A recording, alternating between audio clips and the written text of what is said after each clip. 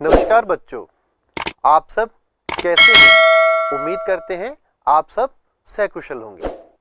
बच्चों, आज हम NCERT द्वारा कक्षा 6 के लिए सामाजिक विज्ञान विषय के लिए निर्धारित पाठ्य पुस्तक हमारे अतीत भाग 1 के पाठ 8 खुशहाल गांव और समृद्ध शहर के विषय में अध्ययन करेंगे।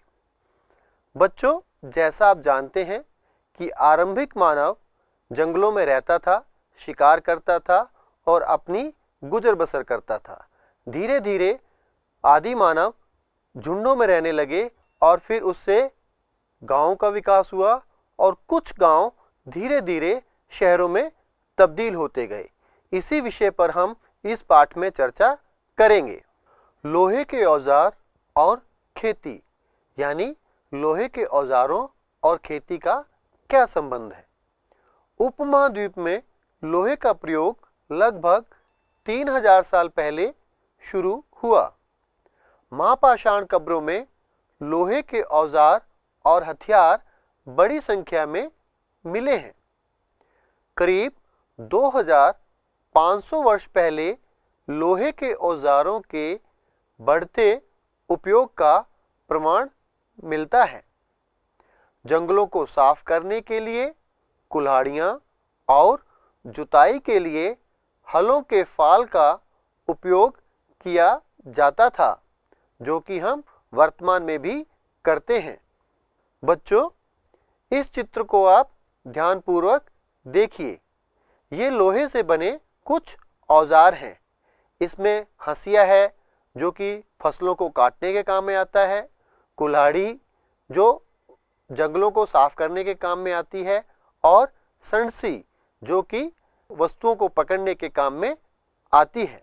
कृषि उत्पादन बढ़ाने के लिए उठाए गए अन्य कदम। सिंचाई। कृषि के विकास में नए औजार, रोपाई की तरह सिंचाई भी काफी उपयोगी और महत्वपूर्ण कदम साबित हुई। इस समय सिंचाई के लिए नहरें, कुएं, तालाब तथा कृत्रिम जलाशय बनाए गए। बच्चों, ये सारे उपाय कृषि उत्पादन के लिए बहुत जरूरी हैं। औजार जमीन को जोतने के काम में आती हैं, हंसिया वगैरह फसल को काटने के काम में आते हैं, और सिंचाई फसलों को सींचने के काम में आती है। सिंचाई से आए परिवर्तन। बच्चों, प्राचीन समय में नगरों की शासन व्यवस्था राजाओं के द्वारा चलाई जाती थी। राजा को सेना, महल और किले बनवाने के लिए धन चाहिए। इसके लिए वे किसानों से कर लेते थे। कर अदा करने के लिए किसानों को उत्पादन बढ़ाना था, और यह सिंचाई से ही संभव था। राजाओं ने सिंचाई की योजना बनाई और धन खर्च किया। लोगों द्वारा परिश्रम किया गया। कृषि उत्पादन बढ़ा, राजस्व भी बढ़ा, किसानों को लाभ मिला, क्योंकि अब उत्पादन की अनिश्चितता नहीं थी। बच्चों, अब प्रश्न ये उठता है कि गांव में कौन रहते थे? उपमहाद्वीप के दक्षिणी तथा उत्तरी हिस्सों के अधिकांश गांवों में 3 तरह के लोग रहते थे। नंबर 1, तमिल क्षेत्र में बड़े भूस्वामियों को वेल्लल्ला कहते थे। नंबर 2, साधारण हलवाहों को उणवार कहते थे। नंबर 3, भूमिहीन मजदूर को दास कड़ेसियार और अदिमई कहते थे। यानी कि जिन लोगों के पास अपने स्वयं की भूमि नहीं थी, वो किसी दूसरे की भूमि पर खेती करते थे, मजदूरी करते थे, उन लोगों को दास गणेशियार और अधिमई कहा जाता था। ग्राम भोजक ये बहुत ही महत्वपूर्ण व्यक्ति हुआ करते थे। देश के उत्तरी हिस्से में गांव का प्रधान व्यक्ति ग्राम भोजक कहलाता था। एक ही परिवार के लोग इस पद पर कई पीढ़ियों तक बने रहते थे। यह पद अनुवांशिक था, यानी कि पिता के बाद उसका पुत्र और उस पुत्र के बाद उसके पुत्र ग्राम भोजक बनते थे। ग्राम भोजक के पद पर आमतौर पर गांव का सबसे बड़ा भूस्वामी होता था। ग्राम भोजकों की जमीन पर इनके दास और मजदूर काम करते थे। प्रभावशाली होने के कारण प्रायः राजा भी कर वसूलने का काम इन्हें ही सौंप देते थे। ग्राम भोजक न्यायाधीश का और कभी कभी पुलिस का काम भी करते थे। अगला वर्ग आता है स्वतंत्र कृषक। ग्राम भोजकों के अलावा अन्य स्वतंत्र कृषक भी होते थे, जिन्हें गृहपति कहते थे। गृहपति ज्यादातर छोटे किसान ही होते थे।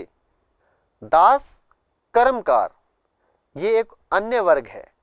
कुछ ऐसे स्त्री पुरुष थे जिनके पास अपनी जमीन नहीं होती थी, उन्हें दास कर्मकार कहते थे। इन्हें दूसरों की जमीन पर काम करके अपनी जीविका चलानी पड़ती थी। अधिकांश गांवों में लोहार, कुम्हार, बढ़ई तथा बुनकर जैसे कुछ शिल्पकार भी होते थे। लोहार लोहे का कार्य करते थे, कुम्हार मिट्टी के बर्तन बनाने का कार्य करते थे, बढ़ई लकड़ी का काम करते थे और बुनकर वस्त्र बुनने का काम करते थे। प्राचीनतम तमिल रचनाएं। तमिल की प्राचीनतम रचनाओं को संगम साहित्य कहते हैं। इनकी रचना करीब 2300 साल पहले की गई। इन्हें संगम इसलिए कहा जाता है क्योंकि मदुरै के कवियों के सम्मेलनों में इनका संकलन किया जाता था। गांव में रहने वालों के जिन तमिल नामों का उल्लेख यहाँ किया गया है वे संगम साहित्य में पाए जाते हैं। नगर क्या कहती हैं? कहानियां, यात्रा विवरण, मूर्ति कलाएं और पुरातत्व, यानी कि नगरों के संबंध में जो कहानियां हैं, यात्रा विवरण है, जो लोग वहां यात्रा करने हैं उन्होंने अपने विवरणों में क्या लिखा, वहां की मूर्ति कलाएं और जो वहां की पुरातत्व की वस्तुएं मिली हैं वो उन नगरों के बारे में क्या कहती हैं, इसके बारे में जानते हैं। जातक ये वो कहानियां हैं जो आम लोगों में प्रचलित थी। बौद्ध भिक्षुओं ने इन कहानियों का संकलन किया था। शहरों, गांवों या फिर जंगलों के जीवन से जुड़ी घटनाओं को मूर्तिकार कलात्मक ढंग से उकेरते थे। मूर्तियों को इमारतों की रेलिंग, खंभों या प्रवेश द्वारों पर सजाया जाता था जहां लोग आते थे। सांची की मूर्ति कला। बच्चों, वर्तमान में सांची मध्य प्रदेश का एक शहर है। यह मध्य प्रदेश स्थित सांची के स्तूप की मूर्ति कला का नमूना है। इसमें शहर के जीवन का एक दृश्य है। आप जरा इस चित्र को ध्यानपूर्वक देखिए और इसमें क्या क्या चित्रित किया गया है उस पर मनन कीजिए। अनेक शहर महाजनपदों की राजधानी थे। कुछ शहर परकोटों से घिरे होते थे। परकोटे मतलब उनकी सुरक्षा के लिए बनाई गई दीवारें। अनेक शहरों में वलयकूप मिले हैं। ये वलयकूप गुसलखाने, नाली या कूड़ेदान के लिए प्रयुक्त होते थे। प्राय ये वलयकूप लोगों के घरों में होते थे। बच्चों, वलयकूप का अर्थ है गोलाकार रूप में बनाया गया गड्ढा या कुआं। बच्चों, दिल्ली में मिला एक वलयकूप। आप इस वलयकूप को ध्यानपूर्वक देखिए और विचार कीजिए। महलों, बाजारों या आम घरों के अवशेष बहुत कम मिले हैं। संभवतः लकड़ी, मिट्टी व कच्ची ईंटों या छप्पर से बने होने के कारण ये ज़्यादा समय तक टिक ना पाए होंगे। हो सकता है कि इतना ज़्यादा समय हो जाने के बाद वो उनका अस्तित्व मिट गया हो। प्राचीन शहरों के बारे में वहां गए नाविकों तथा यात्रियों के विवरणों द्वारा भी पता चलता है। ऐसा ही एक विस्तृत विवरण किसी अज्ञात यूनानी नाविक का है। जिन जिन पत्रों पर वह गया उन सभी के बारे में उसने लिखा है। बच्चों, पतन का अर्थ होता है बंदरगाह। बच्चों, इस मानचित्र को ध्यानपूर्वक देखिए। यहाँ पर एक जगह पर लाल रंग का सही का निशान बना हुआ है। यह भरूच है। भरूच वर्तमान में गुजरात राज्य का एक पत्तन शहर है। बेरीगाजा, भरूच का यूनानी नाम की कहानी। बेरीगाजा की संकरी खाड़ी में समुद्र से आने वालों के लिए नाव चला पाना बहुत मुश्किल होता है। राजा के द्वारा नियुक्त कुशल और अनुभवी स्थानीय मछुआरे ही यहाँ जहाज ला सकते थे। बेरीगाजा में शराब, तांबा, टिन, सीसा, मूंगा, पुखराज, कपड़े, सोने और चांदी के सिक्कों का आयात होता था। हिमालय की जड़ी बूटियां, हाथी दांत, गोमेद, कार्नेलियन, सूती कपड़ा, रेशम तथा इत्र यहाँ से निर्यात किए जाते थे।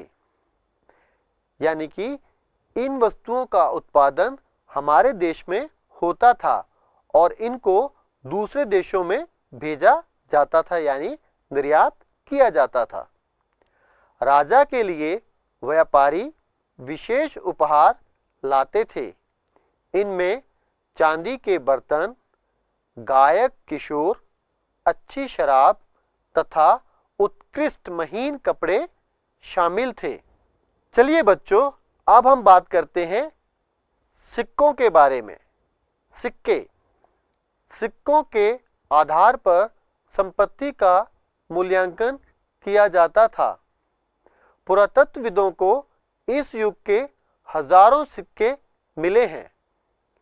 सबसे पुराने आहत सिक्के थे जो करीब 500 साल चले। बच्चों, इनको आहत सिक्के क्यों कहा जाता है? क्योंकि इन सिक्कों पर किसी आकृति को छाप करके बनाए जाते थे, यानी कि उन आकृति को ठोक करके बनाया जाता था, उन पर आहत किए जाते थे, इसलिए इन सिक्कों को आहत सिक्के कहा जाता था।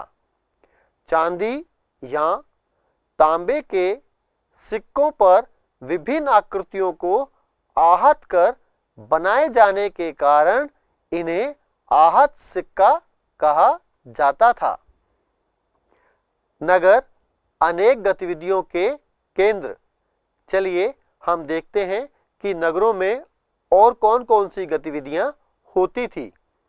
मथुरा, यह 2500 साल से भी ज्यादा समय से एक महत्वपूर्ण नगर रहा है, क्योंकि यह यातायात और व्यापार के दो मुख्य रास्तों पर स्थित था।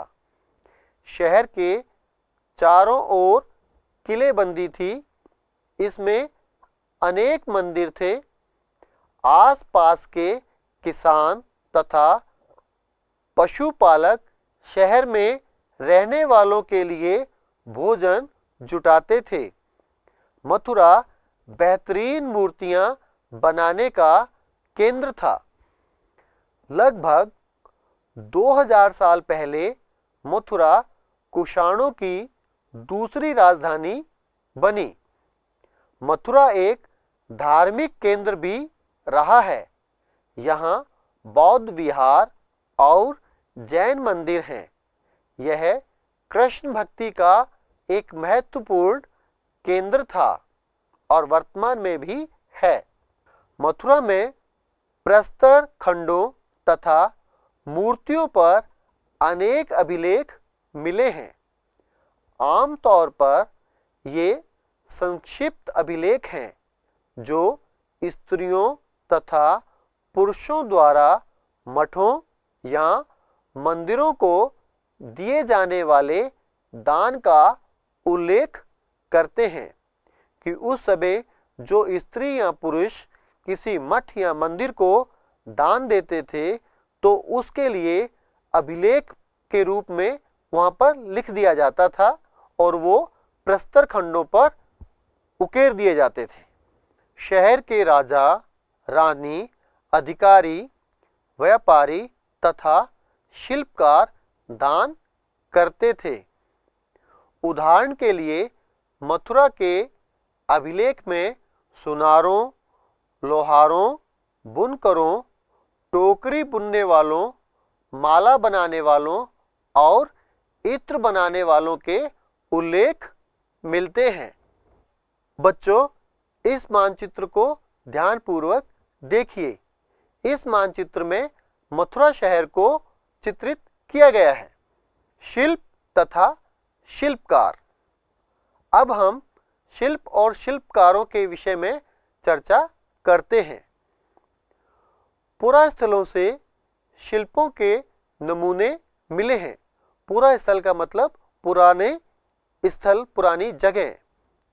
मिट्टी के बहुत ही पतले सुंदर बर्तन मिले हैं जिन्हें उत्तरी काले चमकीले पात्र कहा जाता है, क्योंकि ये ज्यादातर उपमहाद्वीप के उत्तरी भाग में मिले हैं और इन बर्तनों पर काले रंग की एक चमकीली परत चढ़ी हुई थी, इसलिए इन बर्तनों को उत्तरी काले चमकीले पात्र कहा गया।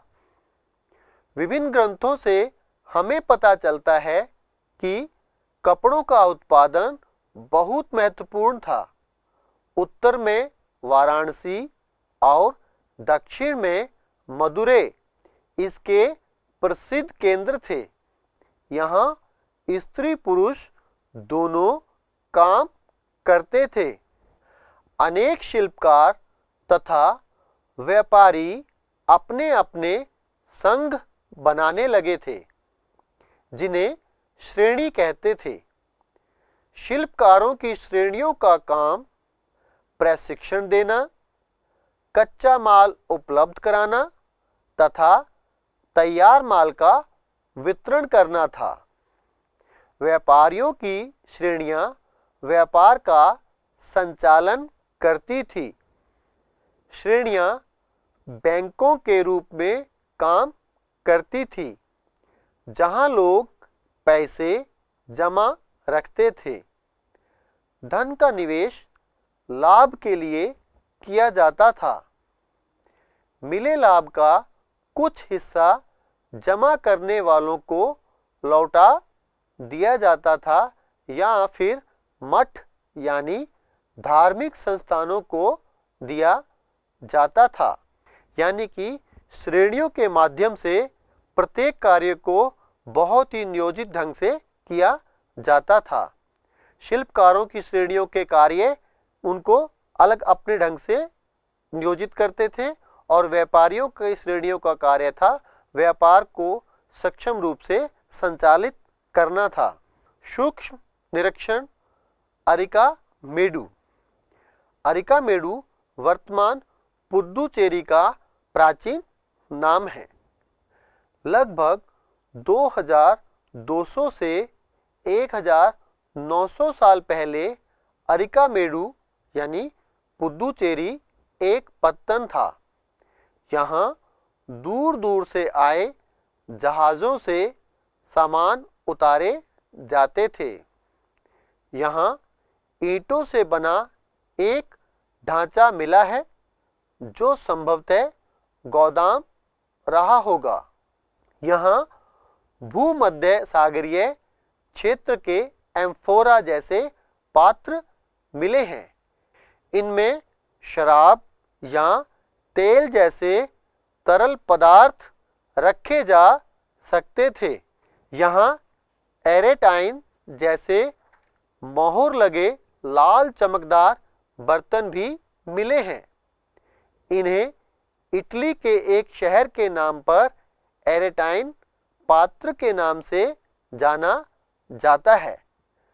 चूंकि ये बर्तन एरेटाइन नाम के शहर में बनाए जाते होंगे, इसलिए इन्हें एरेटाइन पात्र कहा जाता है।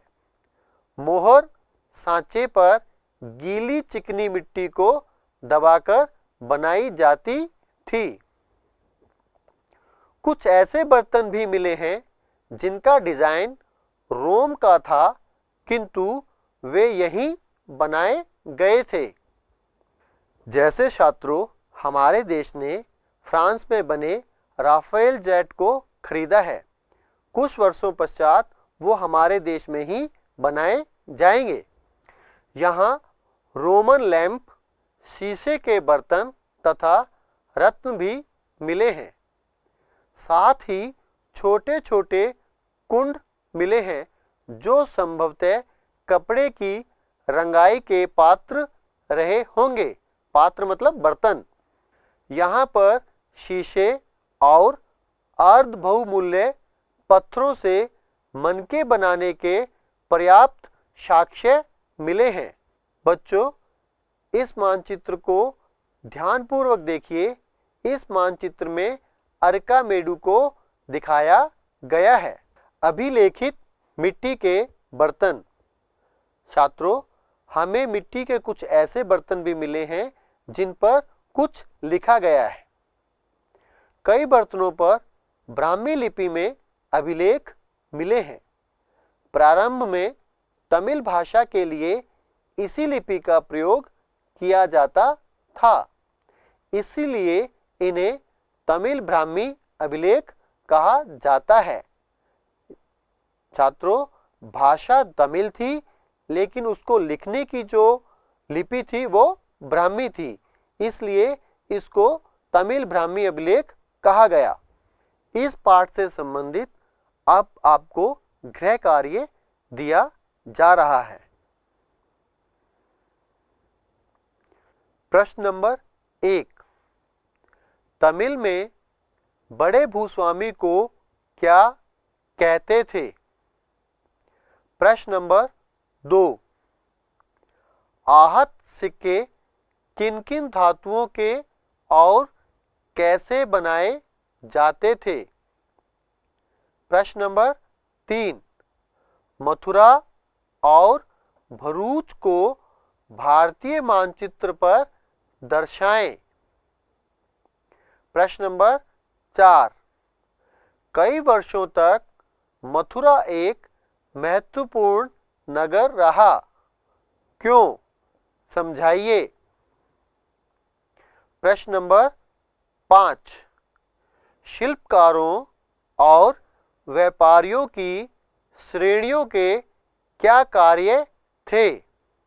बच्चों, दिए गए गृह कार्य को अपनी उत्तर पुस्तिका में कीजिए। बच्चों, इस अध्याय में हमने यह जाना कि लोहे के औजार और सिंचाई व्यवस्था ने किस प्रकार कृषि उत्पादन को बढ़ाया, किस प्रकार उनकी आमदनी बढ़ने में सहायक सिद्ध हुई।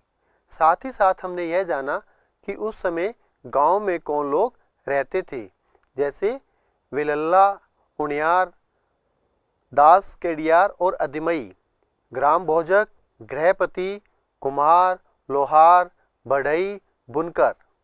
बच्चों, इस पाठ में हमने यह भी जाना कि नगरों के विषय में हमें नगरों से संबंधित कहानियाँ, यात्रा विवरण, मूर्ति कलाएं और पुरातत्वविद नगरों को जानने में किस प्रकार सहायक सिद्ध हुए।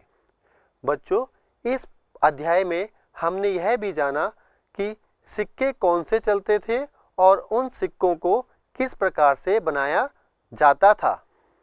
इसी अध्याय में हमने नगरों में होने वाली अन्य गतिविधियों, धार्मिक और व्यापारिक गतिविधियों के विषय में भी जाना। साथ ही साथ हमने शिल्प और शिल्पकारों के बारे में भी जाना। व्यापारियों और शिल्पकारों की विविध श्रेणियां बनाई, जो उन्होंने उनके क्या कार्य थे, इस विषय में भी हमने चर्चा की। बच्चों, इस अध्याय में हमने प्राचीन अरिकामेडु, वर्तमान में पुदुचेरी शहर के विषय में जाना कि उस शहर से किन वस्तुओं का आयात किया जाता था और किन वस्तुओं को निर्यात किया जाता था। तो इस प्रकार से हमने इस अध्याय में देखा कि खुशहाल गांव और समृद्ध शहरों का विकास कैसे हुआ। आशा करता हूं कि आपको यह अध्याय अच्छे से समझ में आया होगा। अब हम मिलते हैं अगले अध्याय में। तब तक के लिए नमस्कार।